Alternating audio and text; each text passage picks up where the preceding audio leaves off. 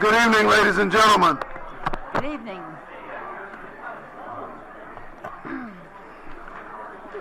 Welcome to the March 20th, 2019 business meeting of the Daytona Beach Community Redevelopment Agency, our CRA. We're delighted to have each of you with us this evening. I apologize for the delay, but there are some things that even city business must wait on. They are currently at Our Lady of Lourdes, where they are having a prayer vigil for the recent massacre that took place. And I want to ask that we would commence this meeting with a moment of silence.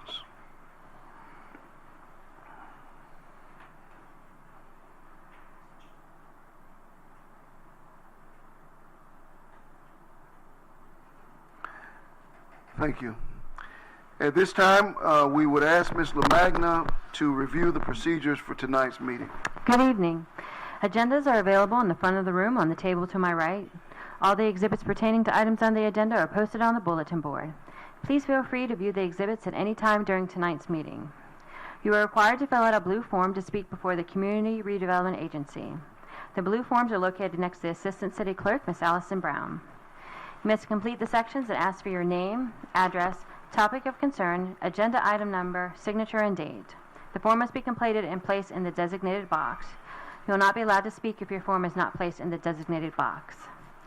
Resolutions under administrative items number 6 are open for public comment, and you may fill out a blue form to speak when that item is called. All citizens completing a blue form will be allowed to speak for 2.5 minutes. When you approach your lectern, please speak clearly into the microphone and give your full name and address. The 2.5-minute clock on the monitor above and directly in front of you will start running when you begin to speak. Pay close attention to your time. You will be told when your time has expired. Disorderly conduct in the public meeting of the City Commission. Article 2, Section 6238 of the City Code of Ordinances reads as follows. It shall be unlawful for any person to behave in a riotous or disorderly manner in any public meeting of the City Commission or any committee, agency, or board thereof, or to cause any unnecessary disturbances therein by force, shouting, or any other action calculated to disrupt such meeting, or to refuse to obey any ruling of the presiding officer or such meeting relative to the orderly process thereof. All conversation must take place either at the lectern or on the dais so that everyone can hear the business being discussed tonight. Ms. LaMagna, may we have a roll call? Commissioner Traeger? Here. Commissioner Delgado? Here. Commissioner May? Here. Commissioner Gilliland? Here. Commissioner Henry? Here. Commissioner Reed? Here. Mayor Derek L. Henry? Here. We'll now have the invocation led by Commissioner Reed, followed by the Pledge of Allegiance led by Commissioner Traeger.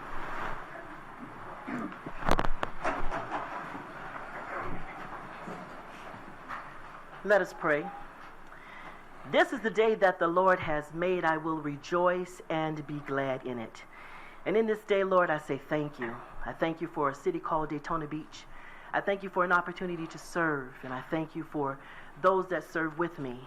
I pray, Lord, that each of us in our own will and way would do what's best for everyone, that unity would abound, that we would consider all citizens, all visitors, and all.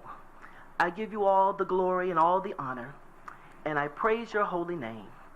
And I ask that you would continue to bless this place. In Jesus' name I pray, and for his sake. Let us all say, Amen. Amen. I pledge allegiance to the flag of the United States of America and to the republic for which it stands, one nation, under God, indivisible, with liberty and justice for all. We'll now move on to item number 4, which is approval of the minutes of the December 5th, 2018 business meeting of the Community Redevelopment Agency. So moved. Second. We have a motion from Commissioner Traeger and a second from Commissioner Reed. Do we have any questions or corrections to the minutes? Hearing none, all those in favor, let it be noted by saying aye. Aye.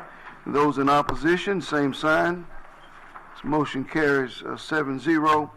Now move on to item number 5. It is our agenda approval. If there are any changes, our city manager will address them at this time. Thank you, Mr. Mayor. We're going to pull item 6A, Thurman House vacant land contract from the agenda. Motion approved and amended. Second. We'll take a motion from Commissioner Gilliland and a second from Commissioner Delgado. There's no other comments or corrections. All those in favor, let it be noted by saying aye. Aye. Those in opposition, same sign. This motion carries 7-0. Okay, moving on to item number 6, which is our administrative items. We're going to move on to item 6B. This is the Development and Administrative Services Redevelopment Division, Riverfront Esplanade Development Maintenance and Lease Agreement. Resolution. A resolution of the City of Daytona Beach Community Redevelopment Agency approving an agreement between the City of Daytona Beach, the CRA, and Brown & Brown Riverfront Esplanade Foundation, Inc., providing for the foundation to redevelop, operate, and manage Riverfront Park, located west of the Halifax River and east of Beach Street, between Orange Avenue and Fairview Avenue, pursuant to a lease ending September 30th, 2068, subject to terms and conditions, including the foundation's agreement to make improvements to the park having a minimum value of $15 million at foundation's sole cost, and the city's CRA's agreement to provide the foundation up to $800,000 in annual contributions to reimburse certain operating and maintenance costs incurred by the foundation while the lease is in effect, authorizing the CRA board chair and the secretary to execute the agreement and providing an effective date. Second. All right, we have a motion from Commissioner Gilliland and a second from Commissioner Traeger. We have one or two speakers. Just one or two. Do we Okay. want to take speakers first, or do you want to have a presentation first? Let's have the presentation first. Thank you very much, Mr. Mayor and Commissioners. It's a pleasure to be here. We've been working on this project now for, it seems like forever, but actually it was only June of last year. So, but I will say this, we have really enjoyed working with the city. We have enjoyed talking to the commissioners. We have enjoyed talking to people in the community, because this is a community effort. It is not an effort for a person or a group of people. It is, in my opinion, the opportunity to revitalize the downtown area of the city of Daytona Beach. Throughout the United States during the last, well, since the Second World War, every downtown area has been challenged by downhill because people are interested in going and living someplace else, and without revitalization, things for people to do, places for people to stay and live that are reasonable, and high-paying jobs created by that atmosphere. Without that, we have real problems. The city of Daytona Beach has an unusual geographic situation. Where else can you go in the downtown area and have a mile of park on one side, a business community, and on the other side, the Halifax River? Pretty unusual. So what I would suggest, Mr. Mayor, is I'd like for Jeremy Marquis, who is our architect, landscape architect, to give a 10-minute little presentation. It'll be similar to what you all have seen before. Then we'll answer any questions that might emanate from any member here. That's okay? Thank you, sir. Certainly. Mr. Mayor, Commissioners, glad to be here. I'm Jeremy Marquis, Latimer and Hallback. We are a landscape architecture and planning firm. We are allied with RS&H on this exciting project. I will keep it to 10 minutes, though certainly there's a lot of detail that we're certainly here to answer any or all questions. But this is the same presentation, in theory, it should be coming up. There we go. That you all saw in the workshop. Thank you all for your attendance and participation there. But I wanted to briefly just remind everyone what we looked at together on February 20th, and again, we're here to answer any questions. The first thing that we were challenged with by the Browns and by the Brown Riverfront Esplanade Foundation is to remember what Riverfront Park used to be like. It was a vibrant place, it was a destination, it was a draw. A magnet has been the term that's been used with the board members to, it used to be a magnet, let's make it a magnet again, to bring families downtown, to help revitalize and to play one of the parts in all of the real momentum that downtown and Beach Street's really starting to see.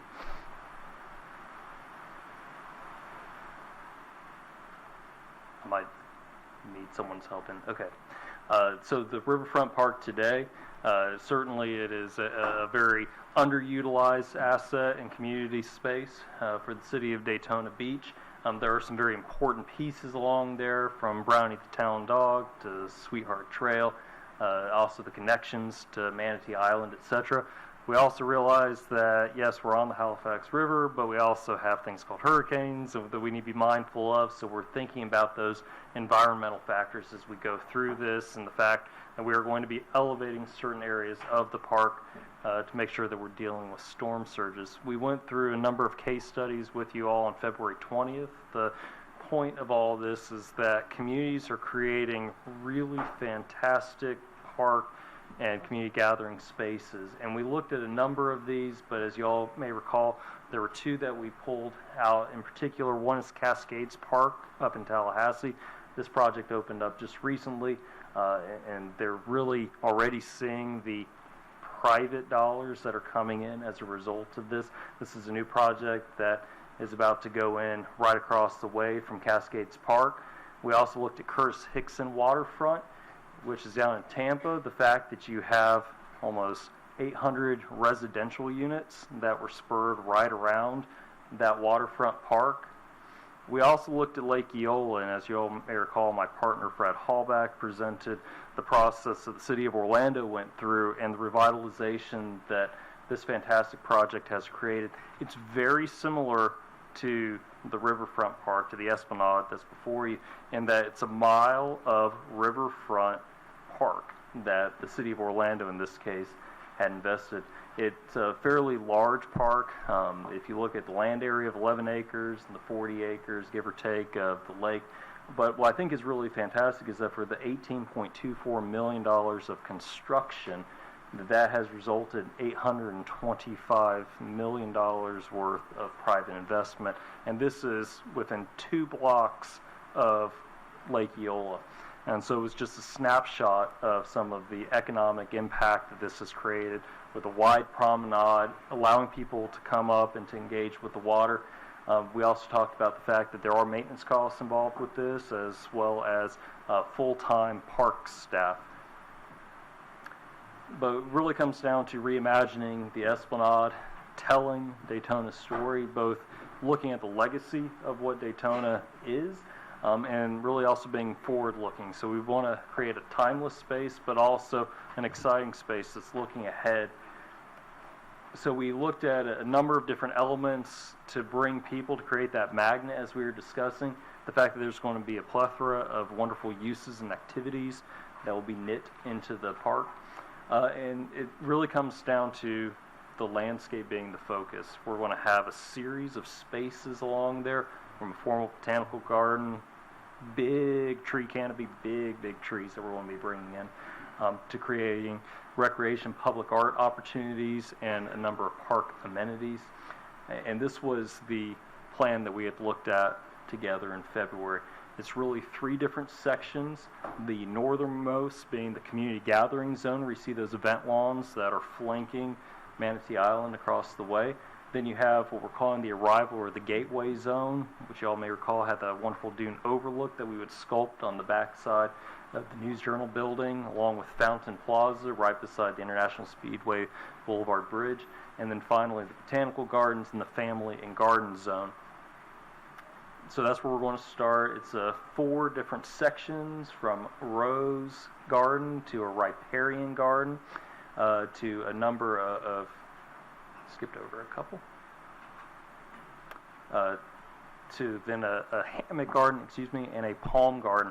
As we then move across the bridge, we now get to Fountain Plaza. This is where the Veterans Memorial currently is. We can either incorporate that into the plaza, or if the community decides to shift that, we still think that a plaza space there is important.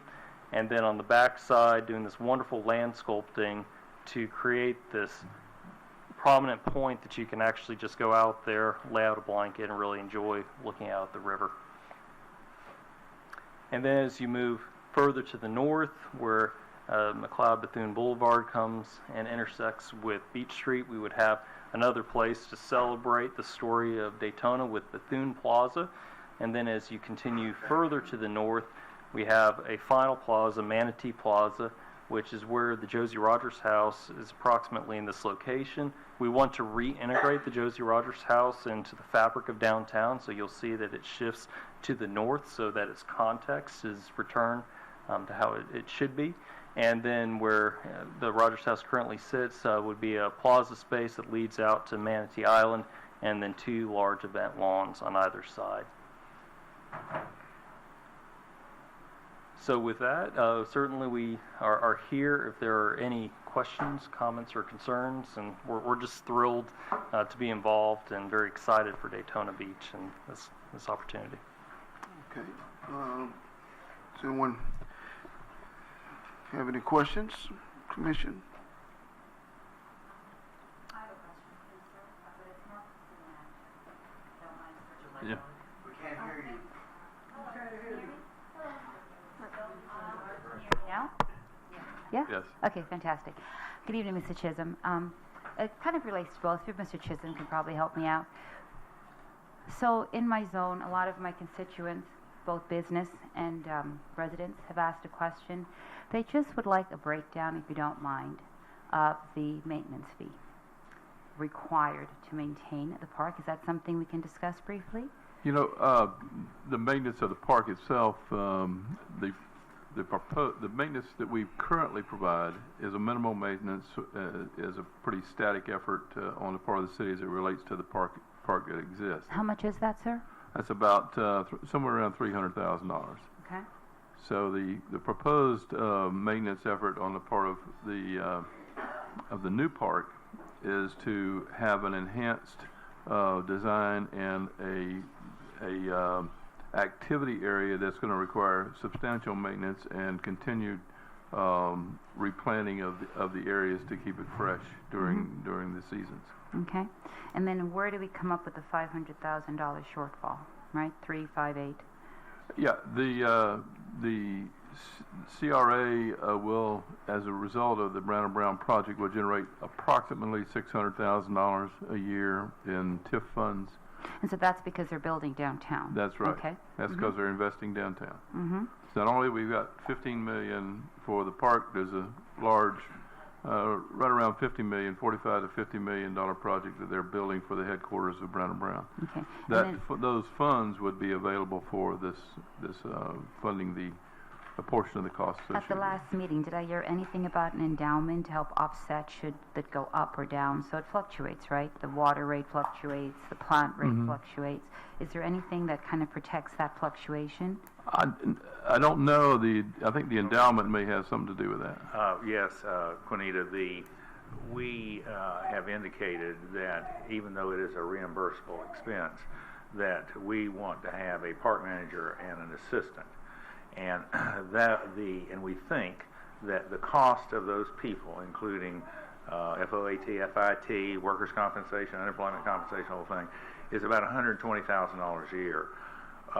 We, CCNI, will be creating a $3 million endowment. Now, we're not going to be able to cough that all up the day that we finish this, because this is going to cost more than $15 million, and we know that. So we're committed to make this right in a while.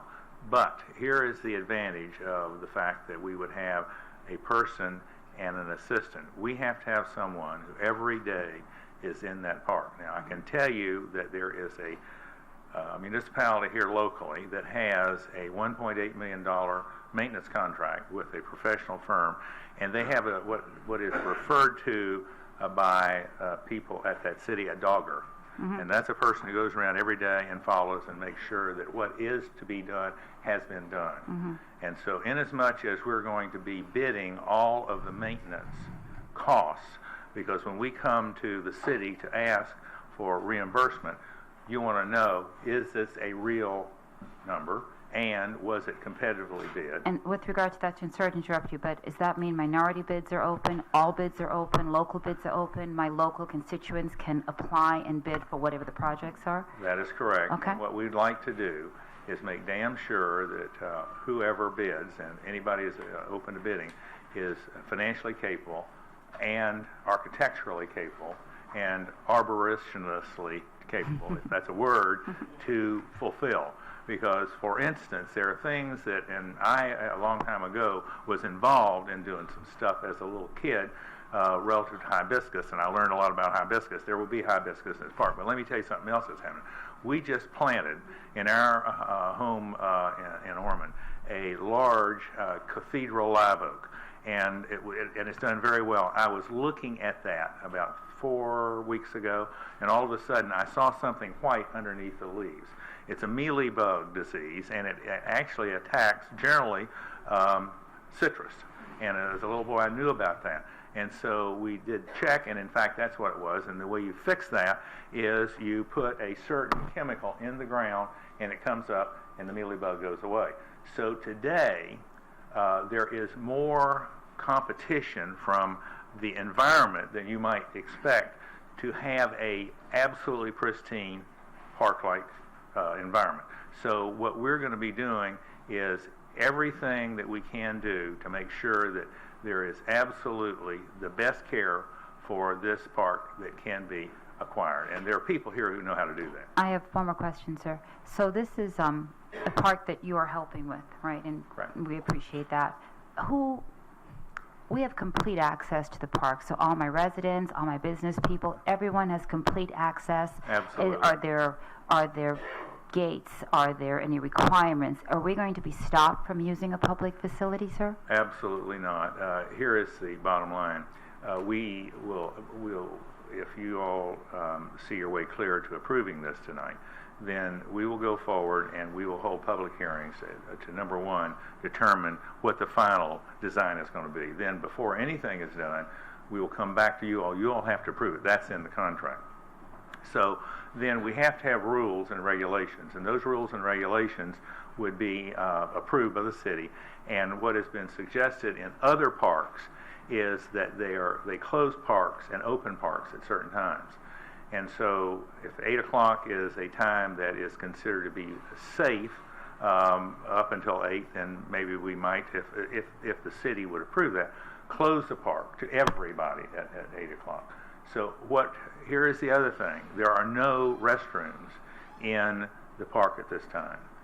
Restrooms can be bad places. And so we're going to have, and we're talking with our architects about how to make doggone sure that the security of those restrooms is the best that we can acquire so that it'll guarantee the safety of the people who are in the park. Now you see with a splash pad, and we're going to have a real super splash pad, that's going to bring children and mothers. And we want the children and mothers to come because they bring the rest of the family. No fee, correct? We can just come, no fees. No, if you're, Right. you can get there. You can walk there. Yeah, you're there. All right, thank you. I'd like to ask some questions. Yes, ma'am.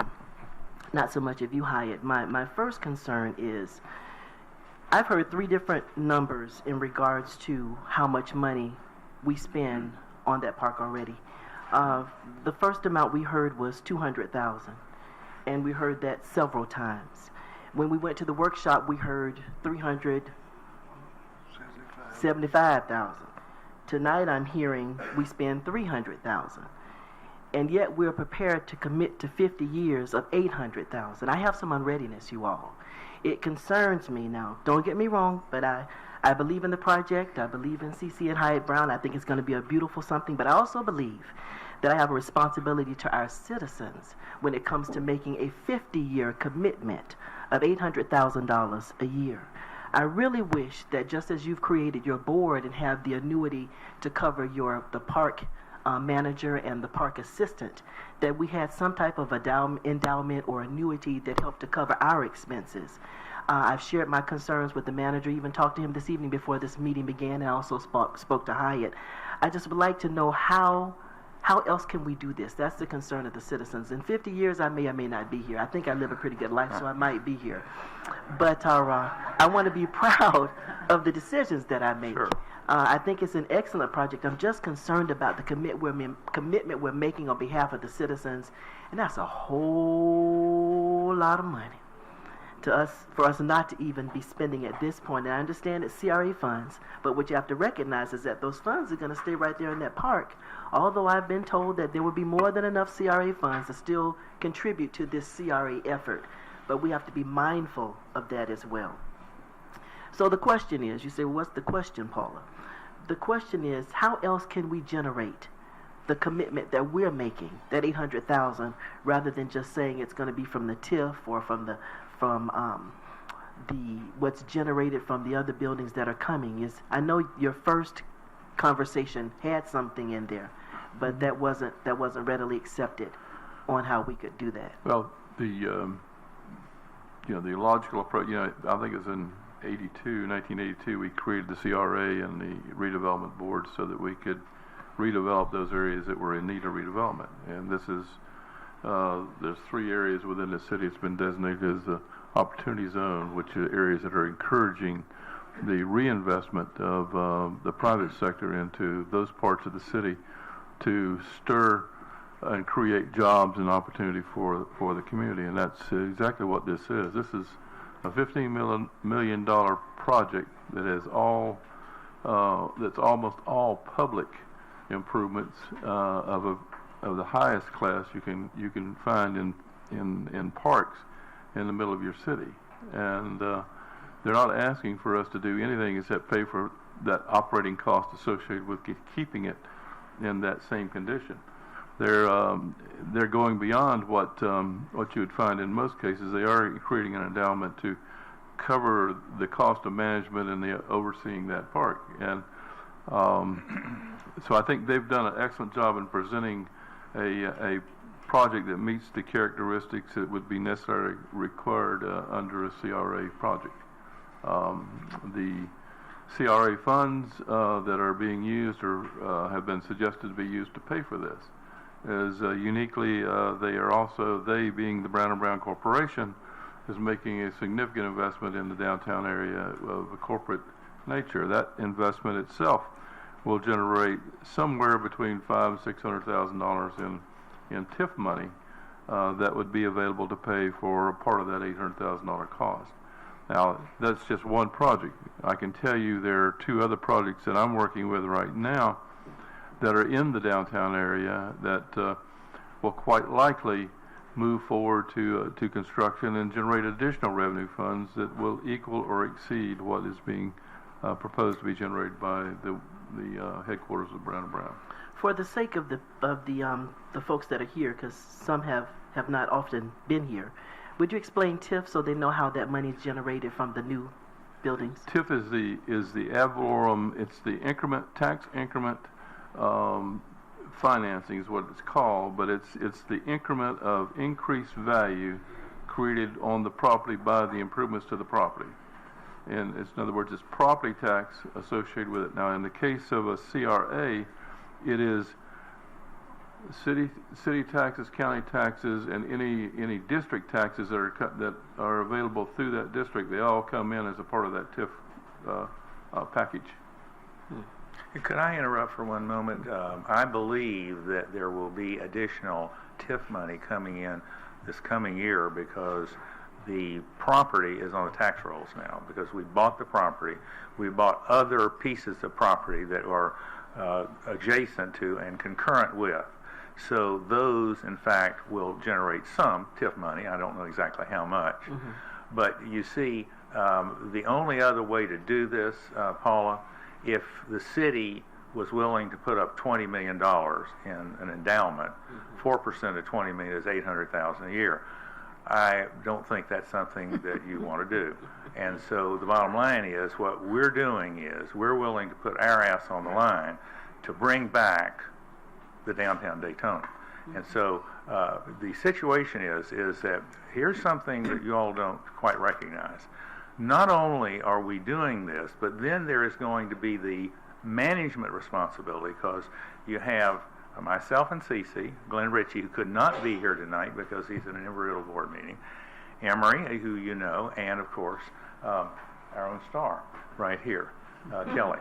And so all of those people, and the nice thing is we have a very young person here, 2 of them, who will be around for a long time. Who can never move. And so the bottom line is that I'm 80, I'll be 82 in July, and I'm going to live at least 15 years. So I'm going to be here too. Now, will I be able to figure it out then? I'm not sure. So in any event, what we're trying to do is create an impetus to what is already happening. And here's the thing that people don't understand. If there is no investment, nothing happens. Nothing happens. And be it private or public, that's what benefits everyone. And let me tell you something. City of Daytona Beach, the median household income, $28,000. The lowest by far in this county. Now, I venture to say, don't have the statistics, if you went back to 1946, it would probably be the highest. Now, that was right after the Second World War. We had lots of things going on. And since that time, it's sort of been slowly downhill. This, I think, along with other things that Jim is aware of, is going to be a real opportunity. And don't ever forget, when the tide rises, the economic tide rises, all boats float. Everybody's vote. And so that's why this is going to create some jobs, not a lot of jobs, but if it brings other businesses downtown and they're going to be higher paying businesses, that makes all of our economy even better. So the more I talk about it, of course, I'm taking up your time, and I know you got other things to do. Do you have additional questions, or? Yes. No, it's just the operating costs that concern me. Okay. Ms. Traeger? Well, emotionally, I'm very, very, very much in favor of this revitalization of the Riverfront Park. And I absolutely thank you and Cece and applaud your vision in making this. Right. But I'm also a very practical person, and I've had a lot of phone calls and some emails, but mostly a lot of phone calls on people who are worried about it. And I reached out to you, and I reached out to Jim Chisholm, and I got a lot of answers. But I would like if you could help some of the people who did not hear me ask those questions, got their answers. Sure. You told us what TIF is. Now, if I understand right, if these buildings and businesses are not built, there will be no TIF money. That is correct. Correct. Okay. And what would happen if times turn bad? Well, there would be a downturn, but you're still going to have the investment in the community that's here. And so you are always going to have ups and downs. And over a long period of time, every 10 years is what we look at as a horizon. And so here's the one thing that no one talks about. In this contract, suppose that the TIF money wasn't available and there wasn't money available in the budget. What happens? You could say no. Yeah. That was one of the questions. You could say no. And it's in the contract. See, I'm so glad you explained that to the rest of all of us. Now, we don't want that to happen, but No. by golly, that is the safeguard that the city has. I think it's a beautiful project. I hope it comes to fruition. I have been told by competent authorities that this is going to be a catalyst, not only for the Beach Street, but also for other areas of the city that are now being looked at that would Right. not be for your project and this thing. That is correct. And I just want to allay the fears of the people, because so many of them are on fixed incomes, and they figure, what is this going to do? How is this going to help me? But if jobs are brought in, we can maybe do more with affordable housing for the workers, which seems to be the big problems. They seem to be worried about affordable housing and That's right. good-paying jobs. That's right. And if we can take advantage of our college graduates from the colleges we have around here with high-paying jobs and get them to stay here, I think it would be very beneficial for the city. I like I said, I'm a practical person, and it was worrisome to me and to the people who called me, and I felt very bad. I could not give them exact answers. Sure. And I appreciate you for allaying all our fears, and you seem to have taken care of every. Another thing one person told to me, and they says, in the contract, I believe it is, that we're going to pay to move the Josie Rogers house. They said to me, this was with the grant money. It was moved there. Do we have to repay the grant money? And why should we have to pay for moving the house? That was one question somebody had to me. And the other one was that they wanted public access to it at all times. You've answered that. Right. And that's about it. Thank Okay, you. so I can't answer the question about the grant money for Josie Rogers. Yeah, we've done some investigation, and we think that because the house actually is not where it was originally No, it placed in the isn't. city, and It isn't. and we think by relocating it, we're going to come closer to the point where it was originally placed in the city, and we probably get that approved by the grant agencies. Is there a way we could get a preservation grant or something to help pay for that? We will investigate that. Thank you. I have a question. Ruth, were you asking, will there be access to Josie, to the park, to the house, or to the park? Park. Park? Can you hear me? Excuse me? Were you asking, will there be full access to the park or to the house? Especially the park, but also the house, but especially the park. So to It the would house, be would there really be- nice if we could utilize that house too, because it is a distinct historic part of our city. And there are a number of people who are historic tourists. So, One more thing, I think we need to also let the citizens know that the land still belongs to the city. That's Oh, correct. A lot of this people is a thought we lease. were giving the land to Brown this and is a Brown. lease. Well, This now, wait a second. Brown and Brown has nothing to do with it. Oh, I'm sorry, You the wrong name. understand that? Yes, sir. I think you made a mistake when you said the Brown and Brown Foundation. It is not the Brown and Brown Foundation. This is Cece and Hyatt Brown. Period. Anybody got any questions about that? No, sir, I think you made that very clear. Okay. So let me just say this. Anyone who thinks that we're denying access is wrong. Period. Zero. And anyone who thinks that we're trying to take advantage of someone, they're wrong. Period. Zero. This is the most difficult time that we've ever had to give away $15 million. Honest to God. Believe it? So, Mr. Brown, thank you so much, sir, for taking the time to clear up. I'm starting to realize as we sit and chat that there are questions that people don't have access to. They can't ask. There are people at home who are watching this, which I did not know about that until recently. Right. So I appreciate you taking the time to kind of get everybody on board on the same page. And so thank you so much. I appreciate your service. thank you. I'll answer him. And we just needed to clear it up, that's Okay. all. Because if you recall, the workshop that we had, there were only so many people that were present. Yeah, I do. You know, they read the news journal, and that goes to the masses. That's So right. then once the masses heard of this, and we've had workshops, and as you've stated, we've been talking about this since June. But now everybody and their mama wants to call and to Yeah. email and say what's going on Yes. when they haven't been a part of the process. And now, Paula, you have the answers, so you can answer those people. And we want put it on them at record. ease. Put them at ease. Yes, That is a sign of leadership. exactly. Any other questions? Thank you.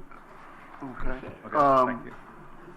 We're going to hear from the constituents at this time. But before we do that, I want to make sure that everyone understands that this park is going to be very special in our community. And last night I was at a community neighborhood meeting, and I was thinking, you know, it's not too far from where we were, which was the Dickerson Center, with the investment that we put into Orange Avenue, and it's an easy walk from the Dickerson Center to this park. And it's my hope that we as a community would take advantage of this park and allow it to become not only the central point of the city, but a point at where we all could sort of come together and utilize it as a meeting point in a place where we can acknowledge the things that we have in common and what we have as a city, which is, in my view, pretty much the most beautiful riverfront in the state of Florida, easily. And so it should be something that we could take tremendous pride in. But I think that while there may have been just a little bit of frustration here, we should remember that, and I realize that people are concerned because this is, as I said before, a lot of money, but nothing will ever usurp the central purpose of city government. And while this is important, and I think it's important to our posterity, to our children, to us having a sense of greatness, of becoming all that we can become, because we as a city we're rising, but we have levels to this thing, and we need to take advantage of each level, and this is an important level. But as long as we have responsible people elected, we will make the decisions that are necessary to make sure that we're able to do the things that city government does. So I think we all knew coming in here that what he mentioned was in play. In other words, nothing usurps, this doesn't usurp our ability to do what we have to do as a government. The hope is that as the boat continues to rise, that will be an easier burden for us to bear as a community because we're going to new levels.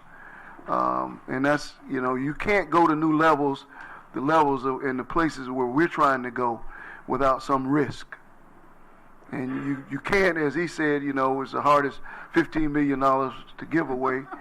But you also have to remember that we as a community have to believe in our future. We have to believe that we're good enough for this and that we're capable of doing what it takes to keep it pristine. And so with that said, we'll hear from... Mr. Mayor, can I make just one observation? I think builds on some comments that were made earlier. Mm-hmm. We budgeted a little over $1.1 million for downtown TIF funds for this fiscal year. We're talking about the office building generating $500,000 to $600,000. That's more than a 50% increase in total TIF funds that are available. When you take that in conjunction with what we're spending down there now, that's a revenue positive position for the city. This is not something that's going to cost us money. This is something that's actually where we're going to actually have more money at the end of the day. Yeah. And it's important that everybody understand that because, I think it's gotten confused throughout the dialogue because it is a very complicated endeavor that this is. And, but if everybody kind of steps back and doesn't lose sight of the forest here, or the park in this case, it really is something that has really fairly insignificant financial risk for the city because of all of the financial matters that are taken into play with this decision. Certainly. Yes, ma'am. Okay. Our first speaker is Kelly White, and on deck is Kent Sharples. Good evening. Good evening. I told Letitia when I came, I was so excited to, see you all, and I feel like I've been living in mom jeans and yoga pants. I got to get dressed up, makeup on, come here. So I just wanted to obviously say I support this. And in preparing some comments, it was impossible for me to approach this in any other manner as I would have if I was sitting up here with you. And as much as I'm a private citizen now and have been invited to be a director on this board, I still see this globally as an issue that I would ask the same questions. Is it good for not just downtown, but is it good for the entire city? Is this responsible? All the questions that you all have asked would be the same questions I would be asking either publicly or privately. So I appreciate the time that you've put into this. My first real interaction with Riverfront Park was back in 2004, 2005 when I moved back here with Jack living downtown, and it was during the charrettes. We had all those charrettes. And so this Riverfront Master Plan idea is not new. And at that time, we were told it was going to cost $80 million. And So I got elected. I thought, okay, let's do the riverfront. Well, there's no money. And at that time, there was really not a lot of money to maintain it either. And that's probably why we've gotten these low budget amounts. We really should be spending more to maintain it even now. We just haven't had it because we've been in a pretty bad recession, depression. So I think we're at a really great time where now all of a sudden someone's shown up and said, we'll give you the capital. We just need you to provide a level of maintenance that is comparable to other great urban parks. That's it. And we'll also create an additional endowment to make sure that this thing is loved and managed and really cared for decades to come. So I just wanted to, one, come say hello and encourage you, and also let you know that I support this as a private citizen, and I think the due diligence that you're doing will hopefully lead you to do the same. Thank you. Thank you, Ms. White.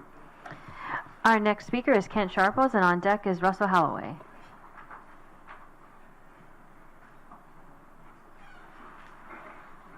Mr. Mayor and members of the commission, I'm here to speak in favor of this park. My name is Kent Sharples. I live at 4840 South Peninsula. I work on Below Road. I'm also a member of the Downtown Redevelopment Board. And as many of you know, I've labored in the vineyards of higher education for most of my life. I am now laboring in the vineyards of job creation. Some people call it economic development. I call it job creation. Think what could happen if we could raise the median income that Hyatt talked about from $28,000 a year to say $38,000 a year. We wouldn't even be worried about some of the concerns about TIF money. And I can tell you in my role in economic development that much of that world is in the secret. And I've had some conversation with some members of the commission.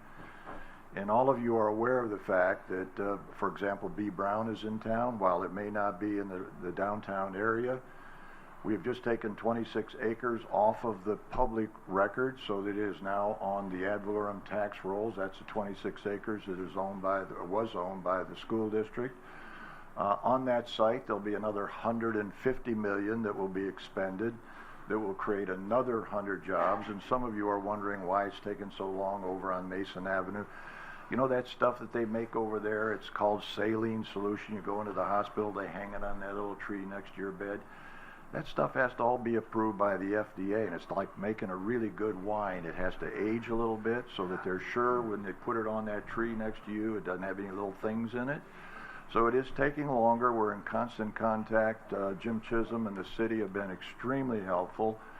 We're aware of other things that are going on. I'm sure Jim pointed to two of those that I'm aware of. Again, I can't tell you who they are. There is a big announcement that's coming next week. Again, not downtown, but certainly having an impact on ad valorem tax. Folks, we are on the brink of moving forward. This city is moving more aggressively forward than I've seen it in the last 20 years. And I can tell you that as we work with outfits like Space Florida, Frank DeBillo, Hyatt and I will go down and meet with Frank. And I'm not here because Hyatt is a member of the CEO Business Alliance. I'm here because I really believe in this community. And I know how important, as we work with these very high-paying jobs, companies that are in the space industry, how important it is that the quality of life be an important factor. So Mr. Brown is an excellent insurance agent. He has his life pretty well laid out on some actuarial tables out there. I've still got a few years to go too, I hope, but I'm hoping I'll see it as well. So anyway, thank you very much. Thank you. Thank you, sir. Our next speaker is Russell Holloway, and on deck is John Nicholson.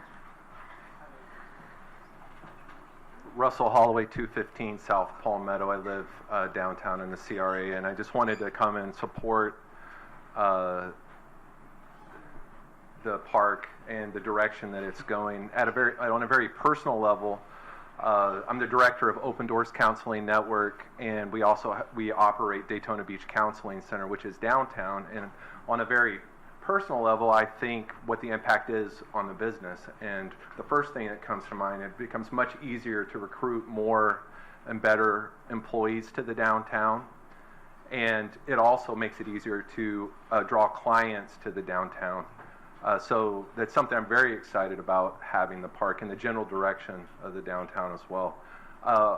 Also, I look at as a family guy. I have 2 children, my family. We moved down here in 2016. We brought our first office downtown in late 2012, early 2013. We loved it so much, and we saw the direction as something positive that we built a home downtown. And so the parks are sacred spaces, and they're places where we create memories, and they're also places where we go to remember. And I think everyone here can think of a time in their life when something beautiful in their life happened, or they have a beautiful memory that took place in a park.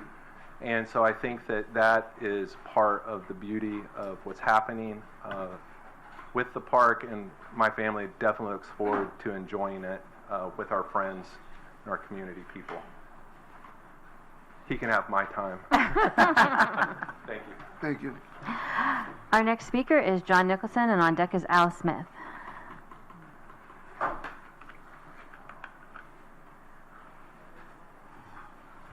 John Nicholson, 413 North Grandview Avenue. You've heard me say it before. Free is a good price. That $15 million towards the park will be given $15 million, which will be zero cost to the city that we were going to pay $80 million for. So now it's free. Secondly, for the last 20, 30 years, we had a welder with a high school education taking care of our trees. We will have 2 free employees who know what they're doing, who will maintain this park. Free is a good price. All right? There are other things that are valuable here. If you look on Nova Road, this gentleman and his wife gave a museum. They paid for a building. They helped create money to maintain it. And how bad off are we on that facility? It's been here. He filled it with very, very valuable paintings. We're ahead of the deal. He wants to do it again, and we're giving him all this trouble. I don't understand. The man wants to give you a free park that you were going to pay $80 million for, and it's free. And you don't think that's good. Think about what's going to happen around it. They showed you all those pictures. We will have one of the top 2 parks in the state. And we're saying, well, we're not quite sure we want it. One of the top 2. It used to be famous, and it morphed to almost nothing. Now it's going to morph back into a fantastic park, and we're not quite sure we want it. I don't understand. All right? Money. Yes, it's going to cost money to maintain it, but we haven't been maintaining it. I walked through it. It's not maintained. All right? If we had been where we were supposed to be, we would be putting $800,000 into this park. All right? Now we have somebody who's building a building who will use TIF money if we can get it for 26 years or whatever, and if we can't get that, he's still paying taxes, which will more than cover any maintenance there. All we have to do is commit the money from that building, whether it's $600,000 or whatever. So I'm asking you to just say thank you and call it a day. Mr.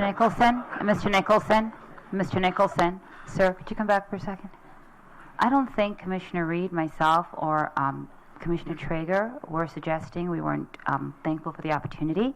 I think that what all 3 of us were doing was we were doing what the residents and business people were asking us to do, which is ask some questions, probably and most likely so they could understand also, because you were. So no, I don't think, I'm getting the sense that you believe the impression is that we're wishy-washy. No, we're asking questions that are difficult, but that have to be asked. So thank you, though. I appreciate it. No, they didn't have to be asked publicly, and not in that fashion. But you all have a great day. Okay, our next speaker is Al Smith, and on deck is Jack White. Good evening, Al Smith, longtime stakeholder in the downtown. I have to take you also a little bit, because I've been trying ever since I got to meet with Hyatt CC, and they said, "Now you understand, I chaired the Riverfront Master Plan and the park, and like we were thinking $2 million, maybe $4 million, and when they told me $15 million, I'm still trying to wrap my head around it too. So I think that's something a lot of people that I talk to have similar questions that you're asking. So I don't think too much from that. I think it's just this is going to change things in a way. I grew up. My dad, was about the same age as Hyatt and always got to hear how great the park was and how great the park was. I've been down here since '83. This park has not been great. And when Hyatt CC explained to me what they're going to do, and having worked with Hyatt CC on other projects, I know two things. I know they have the wherewithal to do it, and I know that if you ever work with Hyatt, you're going to get it done, or we're going to get it done right. And so I couldn't be prouder to be part of something. I encourage you to keep asking questions, but let's support this. I think where we're headed is a place few of us can really dream about right now. Thank you. Our next speaker is Jack White, and on deck is Gene White. Jack White, 28 Wall Street. My wife Kelly got an A in public speaking. I got a D for don't give up. So I have prepared my statement for the sake of everybody here. It's difficult to imagine what our riverfront park would have looked like without the generosity of Charles Burgoyne over 100 years ago. Before his improvements to the park, the river began at the eastern sidewalk of Beach Street. It was scattered with haphazard docks and had a very industrial feel. His improvement provided the community a living room and a setting the entire city could share in. The time has come to build upon Burgoyne's initial generosity. The Browns have graciously stepped forward as the next benefactor to Riverfront Park. Besides just the physical aesthetic elements, the renewed park improvements and management will secure a consistent experience for those who live, work, or visit our downtown area. For the downtown resident or employee, the park will be a backyard and a place that feels like an extension of their home or work. For the area resident, it will become an icon that instills pride in the renaissance that Daytona Beach is undergoing. For the visitor, it will prove to be a must-see destination and a public space that is pointed out as a best practice that should be copied in their own towns. We all know that the vast majority of cities do not have settings like this one. Even more rare is to find a community with benefactors who are willing to make an investment in their hometown, a place they grew up in, a place they grew their business in. It is myopic just to see this park as improvement. It is an investment in our entire region. It is a critical piece to the economic development in Volusia County. It provides an intangible quality of life element, and most importantly to me, it is a belief that we can set a higher standard. Charles Burgoyne proved that many years ago, and we have benefited from his generosity. I anticipate that 100 years from now, a thriving Daytona Beach will look back at this time as a critical turning point and one that began our path toward a higher standard for this area. Thank you. Thank you, sir. Our next speaker is Gene White, and on deck is Tammy Kaczynski.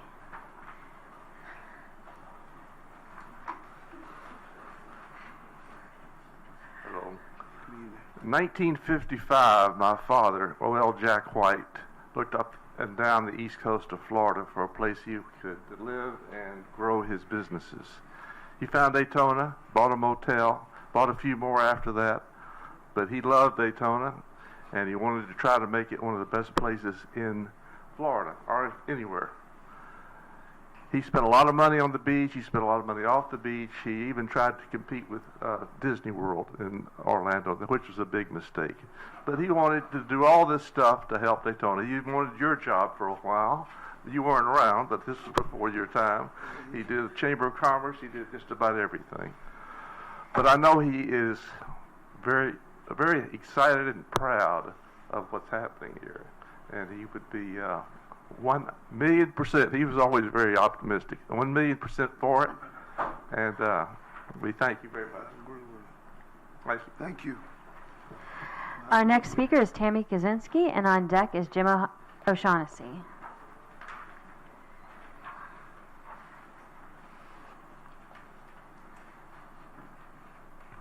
Good evening. First, I want to thank you for listening to Mr. and Mrs. Brown.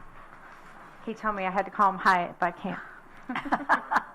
I want to thank you as a citizen of this city and as a business owner on Beach Street.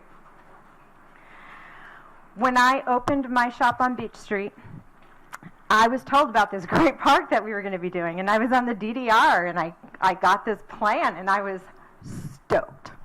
And I couldn't wait till we could have the paddleboard guys launching right across from my shop and not having to go over to City Island, not having to go over to Manatee Island, and it didn't happen. And I'd say, but what about? We don't have the money. But what about? We don't have the money. And I finally stopped asking, what about?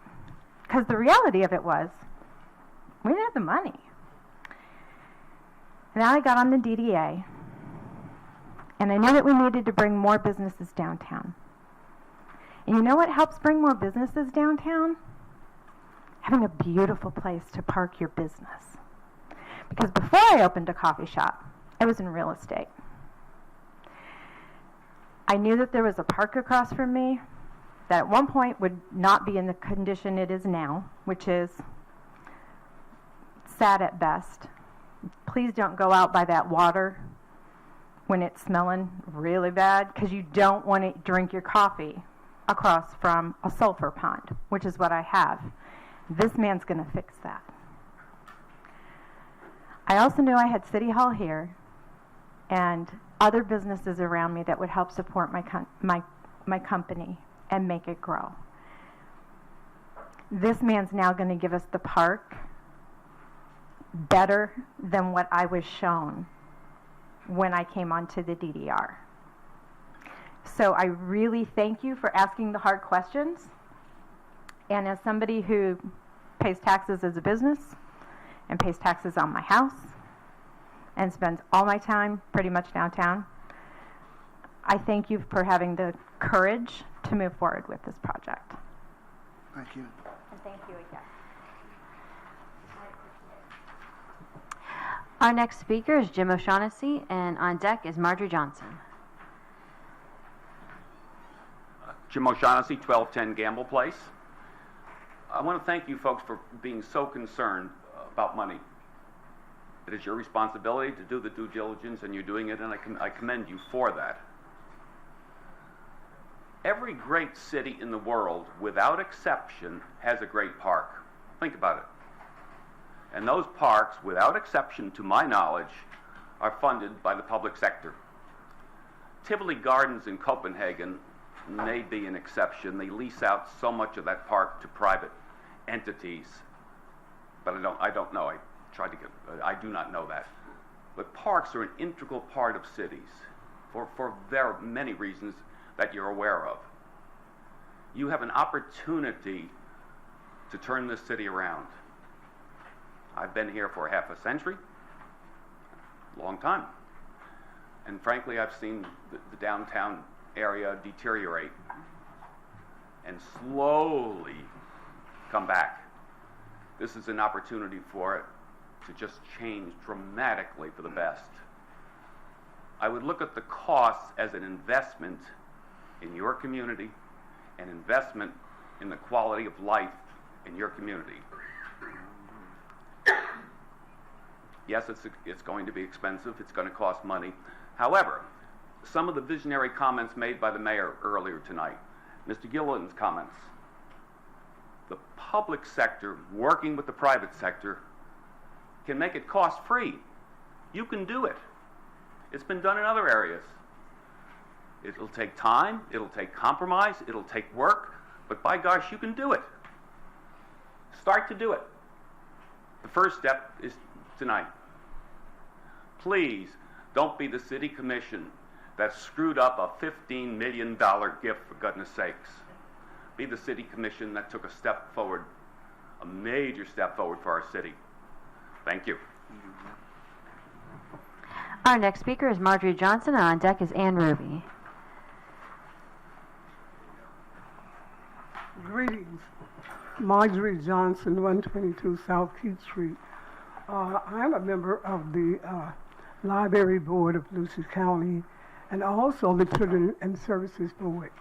So I'm here tonight, and I would first like to thank Hyatt and CC for making this happen. I'm proud of you doing this for our city, and I am in favor of it. We have lots of visitors and families coming to the city of Daytona Beach, and I'm excited about the upkeep of this park and what they're going to do. We appreciate what you're doing for our city. All of my questions have been answered tonight, and I would like to say that this is going to improve our quality of life here in the city of Daytona Beach. It's going to make things better for Beach Street. We really need this on Beach Street. Thank you again, Hyatt and Sissy, for doing this. I appreciate you.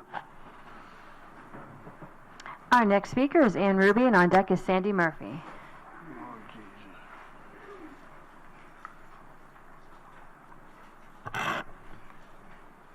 Ann Ruby, 137 Park Avenue.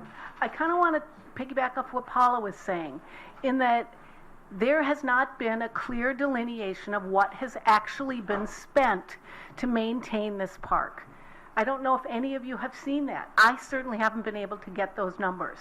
And without knowing what we're spending today, it's hard to know what we can commit to in the future. So I really wish that you would get accurate information rather than 3 odd numbers before you make this decision. I'd also like to see the CRAs get reviewed. We have spent hundreds of millions of dollars in our CRAs over the years, and we have very little to show for it. And some of the things that are, one of the things that was going to help our CRAs was the TIF money from the new Brown & Brown headquarters that would allow investments in our CRAs. Now that money is all going to be spent on the park, and my concern is that the residents are going to be living on the crumbs that are left over. And the other thing to think about, and I don't know that I have the statistic exactly right, 80%, I believe, of the businesses in Volusia County have 9 employees or less. So the small businessman is the one who is going to revitalize our community. And they may not have the highest paying jobs, but they will create a lot of jobs. And those are the exact people who will benefit from a very good CRA department. And that is not something we have right now. We don't have adequate CRA supervision. We don't invest our money wisely. And it is not clear to me that extending our CRAs for 30 more years is a responsible decision.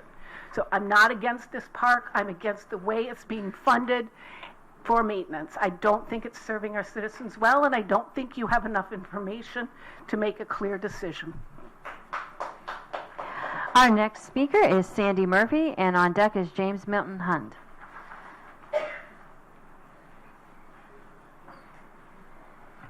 Good evening, Sandy Murphy, 136 Park Avenue. The offer that is before us is a tremendously generous offer, and the vision is a beautiful one.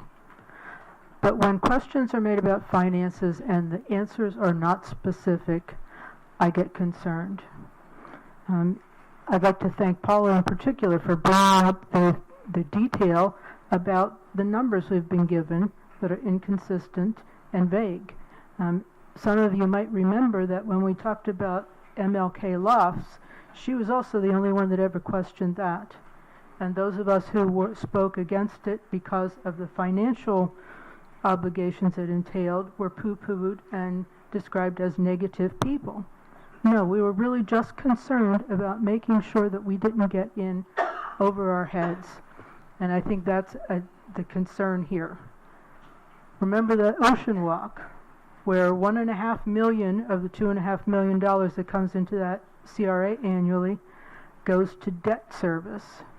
That's money that's not being spent on other things in the CRA, and as a matter of fact, there's an argument that it helps promote the stagnation of Main Street because that money is directed to something that is not included making any change in that area for the residents.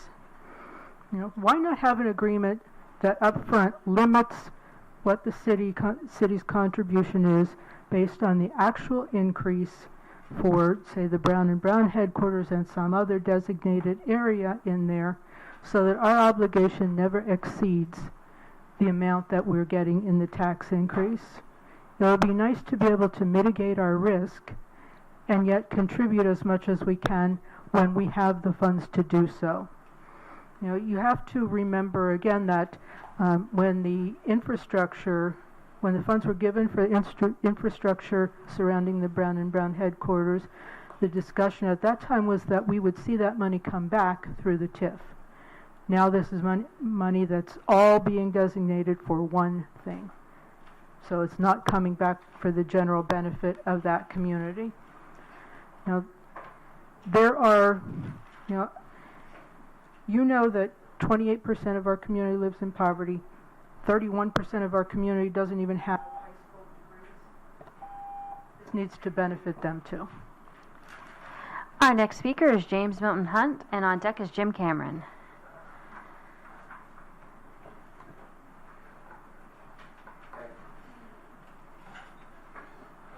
First, it's wonderful that the Browns are doing what they're doing. My concern tonight is about preserving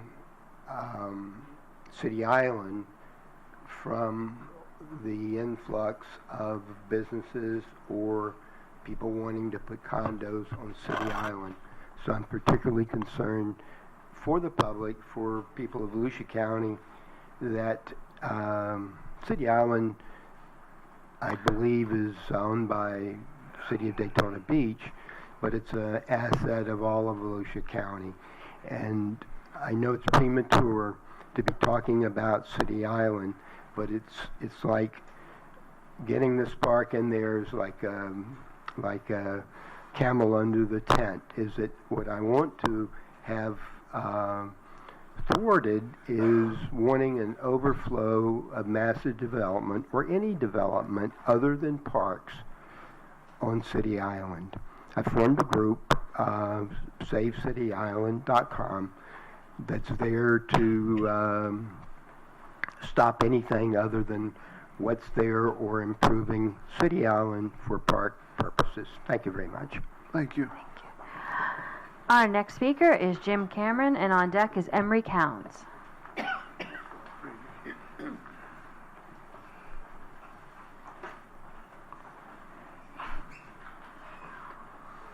Good evening. I'm Jim Cameron, Senior Vice President, Government Relations, Daytona Regional Chamber. And we were up here, like I say, some time back, though, in support of the Brown and Brown project, though.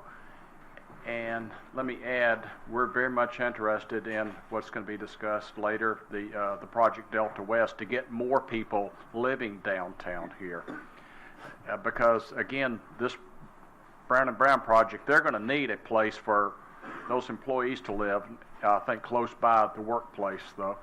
So we see this as all parts of a puzzle fitting together, though, because those people that are living downtown, that's going to create more businesses that's going to generate additional tax revenue, something that we haven't had in the downtown area, though, and I'm trying to think back at least 20, 25 years or something.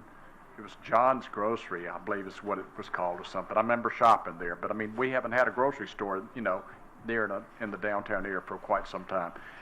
But what this does get back to the park is that people living downtown, they're going to need some type of amenities where they can enjoy family life. And I think that this park is going to be that type of an amenity that's going to be there for those families to enjoy. But then again, like I said, it's going to attract more businesses. There's one prospect that I've been talking to, and I've been trying to get him to look at the downtown area. I mean, and is very much interested in downtown. And so, again, that's going to create additional property tax revenue. It's going to expand our tax base. So, again, Chamber, we're on record in support of this. Thank you, sir. Our next speaker is Emery Counts, and on deck is Doyle Lewis. Good evening, Mayor and Commission. I'm Emery Counts, 108 Big Bend Drive. I tried to draw a picture here, but it didn't come out right. I'm kind of like Jack. I didn't get a PhD in public speaking, but I am the previous Community Development Director, Economic Development Director for the City of Daytona Beach, so I think I know a little bit about investment and return on investment. this is going to be a watershed project for the city of Daytona Beach. One of the things that wasn't hammered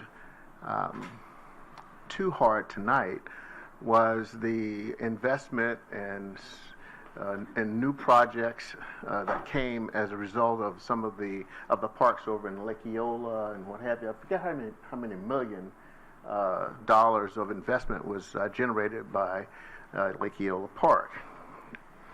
I won't go into all of that now. I would say that it's going to be on par with projects like Trader Joe's, Tanger Outlet Mall, B. Braun.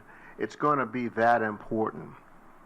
Downtown is going to change. It's going to be, like Jim Cameron said, it's going to stimulate a lot of new projects, and I don't think that can be underestimated.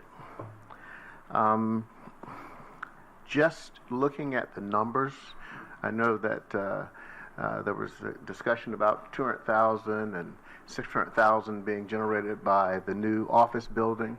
If you take the 200,000 that you're spending now, and you take the 600,000 that's going to be generated by just that one project, there's 800,000. Thank you. Thank you, sir. Our next speaker is Doyle Lewis, and on deck is Charles Smythe.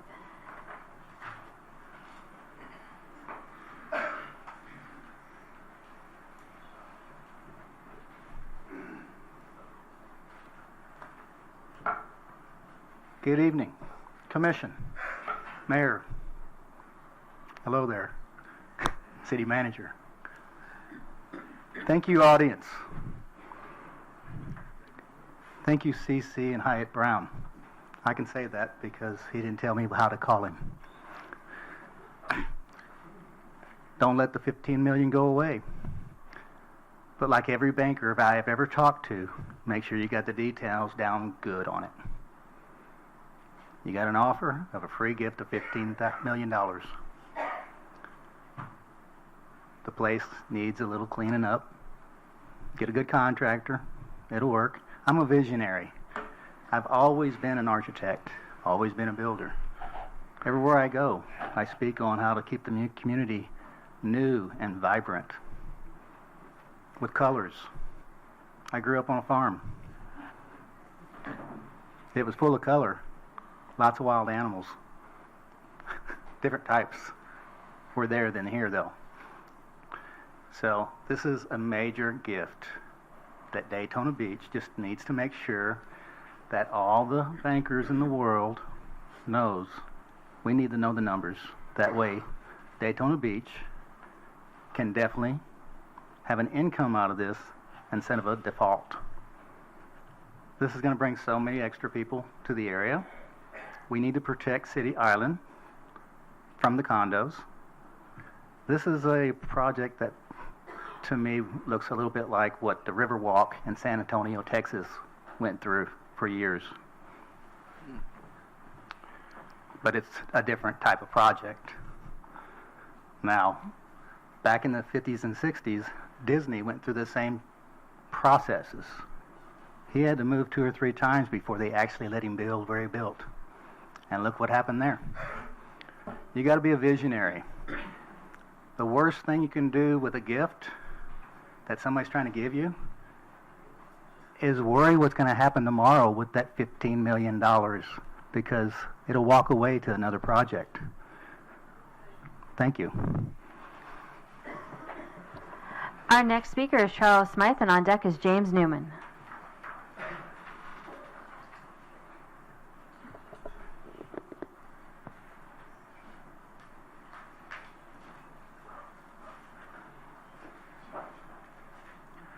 Hi, I'm Charles Smythe, 250 Pelican Avenue, Daytona Beach, and I've been here 55 years now, and Hyatt's been here a lot longer than I have.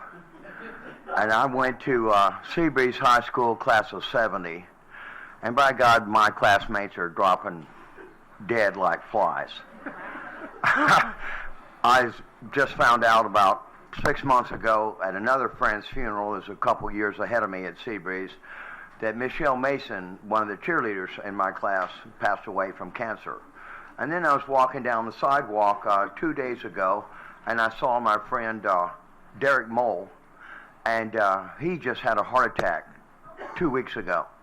But his father was Alfred Mole, and he was the business partner. He was a painter and an architect with Bill Gomon, who designed and built all of those original buildings out there at the News Journal, where I worked in the late 70s for Herbert M. Davison and Josephine Davison. And they're built like bunkers. They've got the slant roof. They got about a 6-foot overhang over the rectangular windows that are set back so the sun can't get in there. The only thing that can get in there is the light. And man, they are really well designed. And it's like, you know, I knew Eric Monroe. He came down here from Kentucky, from Lexington. He redid a bunch of horse farms up there. Then he came down here, and he was so good as an architect, he helped design the launch pads down at the Cape. Mr. Smythe, are you going to talk I'm about talking that? about this right now. Hyatt out here in Cece built that wonderful place out there at the Museum of Arts and Sciences for over $100 million of their own art they put in there, and they were wise enough and smart enough to build their buildings up off the floodplain. So a couple years ago, when the whole library out there, the museum rather, flooded out, their building didn't flood out. So we can't look a good gift horse in the mouth, because we don't get this kind of offer ever around here, and Hyatt has got it worked out to all the details, so it's going to be successful. And by God, I work for all the Dunns around here too. I've known them since they've been here, or at least since I've been here, and they're a class act too. So we need to bring back Beach Street, and this will do it. I guarantee. Thank you, sir. Our next speaker is James Newman, and on deck is Loretta Arthur. Good evening, James Newman, 535 Mulberry Street. Mayor Henry, Mr. Chisholm, and commissioners, I was appointed to the Beautification and Tree Advisory Board about 8 years ago, and we were presented with a riverfront master plan to redevelop that park. And like Tammy, I was very disappointed to find out, to find out that we didn't have the funds to really do anything. I do live at the north end of that park, pretty much a few blocks away from it, and I walk through the park regularly. And over the years, and particularly recently, I see a lot of improvement in just the people I see in the park, the more usage that I think came from the few small improvements that have been made. The Sweetheart Trail walkway under the International Bridge makes it much easier to cross the street there, gives you a free walk through the park. I'm really glad to see the transient docks going in, and I'm seeing more activity in the park just with these few small improvements. So this whole remake of the park, I think, is going to make a vast difference. When I first moved into the area, I lived in Ormond. I used to come down to the park, to the Riverfront Park in Daytona for the canals that were planted with lotus, visit the City Island Library, have lunch somewhere in town. That park was a draw for me even then. But I have seen it go downhill, and the maintenance expense is minimal now because there's minimal maintenance. As a volunteer in the Rose Garden is all done by, mostly done by volunteers who do the weeding and replanting. So, you have that. We need to spend more, and that money, that CRA money, I think that's the kind of thing it is for streetscape, for parks. Those are the kind of things that bring cities up, and where CRAs have been successful, that's what they've done with the money. So I'm really for this project. I hope that we see it through. I can't wait to see it get started. And like everyone else, thank you. Our next speaker is Loretta Arthur, and on deck is Erica Nichols. Hello, Mayor, Commissioners. Loretta. Thank you. I just wanted to make a quick analogy because I've been in sales and marketing most of my life. And we would have an analogy of saying, I want to give you a house for free. And you have to maintain it, and you have to pay the taxes. And I think that's what they're gifting us here, is saying we have a $15 million potential park.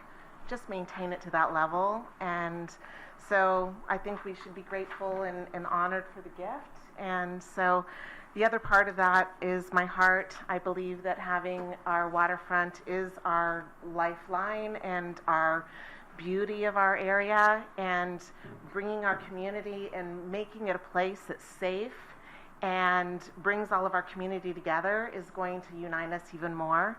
And what more opportunity than this will we ever have to make this the most dynamic park and place for all of our citizens and tourists to come to. Thank you. Thank you. Our next speaker is Erica Nichols, and on deck is Cherise Doyley. Good afternoon or evening. It's Kara Nichols. I am concerned in regards to the cost of maintenance. I'm also concerned in regards to the maintenance cost that we're paying now. If we're not keeping it up as a city, who is being held accountable for the city works not keeping it up? What about our security in regards to the maintenance or the security that we're going to have once this project, if the project does proceed? Are we going to have security that's going to be involved? My children and I frequently go to this park and walk around. So I do see the issues that people are saying. They're just trash. We have a lot of homeless, a lot of pedestrians that are just there. So that's my concern. 50 years, that's $40 million. That's the bottom line. That's without the here, oh, we might need an extra. So have we taken that into consideration as well? Thank you. Okay, and our final speaker tonight is Cherise Doyley.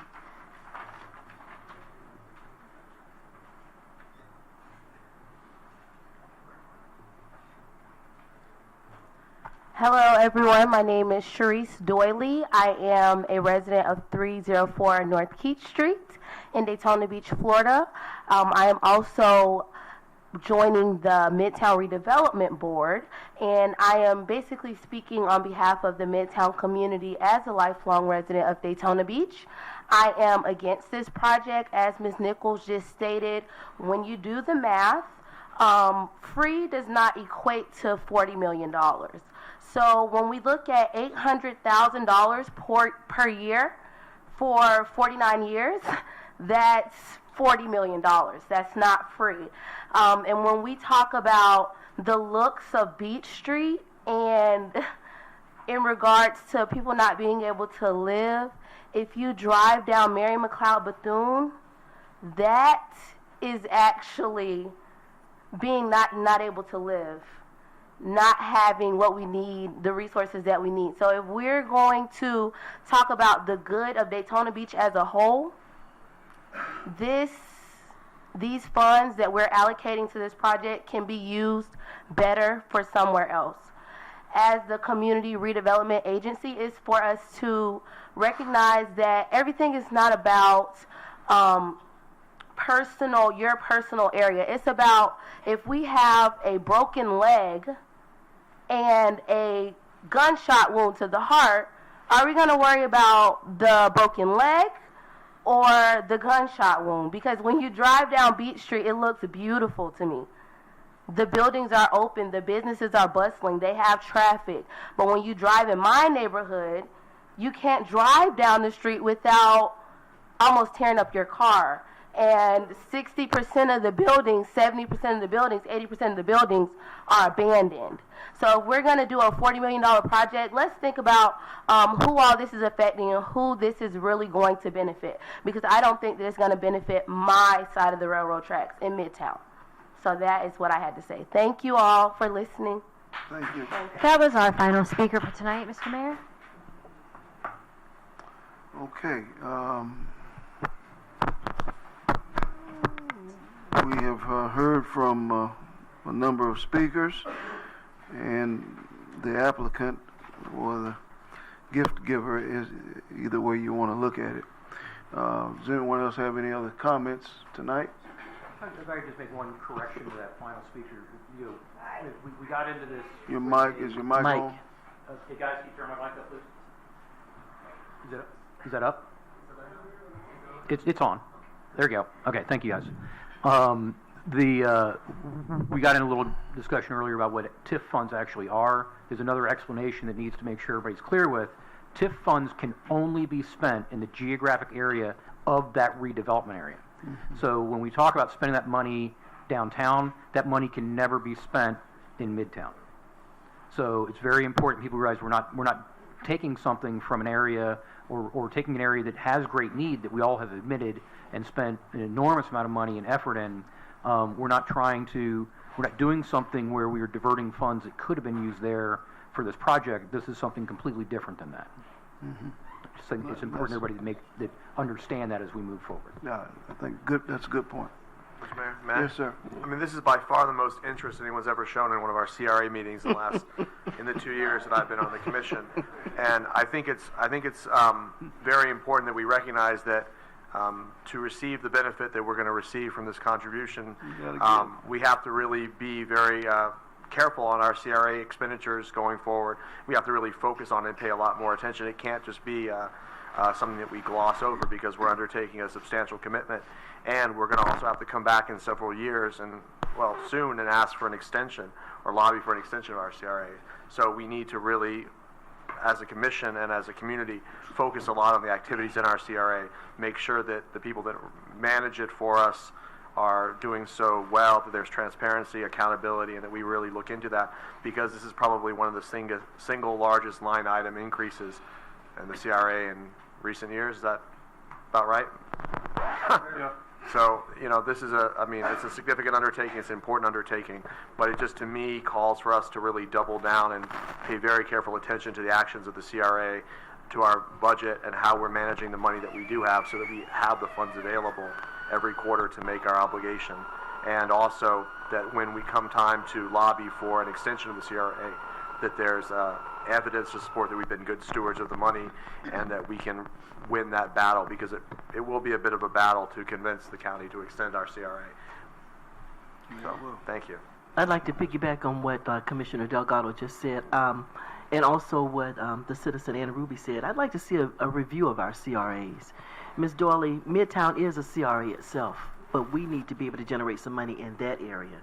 And Hyatt and CC, if y'all got some spare money, we'll take the money in Midtown. But the other thing I'd like to say is, with so much going on downtown, we don't want to happen in the Beach Street area what happened on Orange Avenue. We want to make sure those business owners still have access to their businesses while this development is going on, because we're talking about redoing the street too, remember? So, and we got now this apartment complex is coming where the old church was, and the things that we haven't been told that have been mentioned this evening. So there's going to be a lot going on down there. You have people that live there, you have the business owners, and there was such a great loss for those on Orange Avenue, because we planned, but when you fail to plan, you plan to fail. And we didn't know some of the things we were going to run into, like wooden pipes, and what have you. And although we planned to go in increments, that process even changed. So we want to make sure that we're considerate of those who make a living on that street as we tear the street up, tear the park up, that there's still access to for them. Okay. Are there any other comments? I think this is a beautiful project, and I thank you all. Okay. There are no other comments. We want to give this man an opportunity to start spending his money. We have a motion. We have a second. All those in favor, let it be noted by saying aye. Aye. Aye. Those opposed, same sign. The motion carries 7-0. This man and this woman, this couple, who are appreciated. Sir. Yeah. Yep. I know that this is something you all have been laboring over, and so have we.